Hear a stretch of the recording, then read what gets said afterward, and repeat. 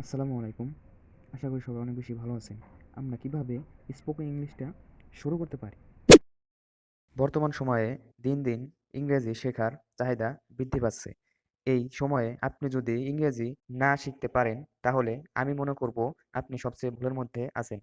কারণ ইংরেজি এখন এত সহজ হয়েছে যা আপনি সঠিক গাইডলাইন না পাওয়ার জন্য পারতেছেন না। এই ডিজিটাল বাংলাদেশে আপনি ঘরে বসে এখন IELTS টিচার দ্বারা স্পোকেন ইংলিশটা শিখতে পারবেন। এবার আসেন ইংরেজি শেখার ক্ষেত্রে আমাদের কিছু ওয়ার্ড প্রতিনিয়ত মনে রাখতে হবে। যেমন উই অর্থ আমরা, হি অর্থ সে, দেন অর্থ তাহলে, হ্যাভ অর্থ আছে, আই অর্থ আমি। এখানে একটা বিষয় মনে রাখতে হবে, ছেলেদের ক্ষেত্রে শুধু হি হবে এবং মেয়েদের ক্ষেত্রে শি হবে। Then she is a good girl.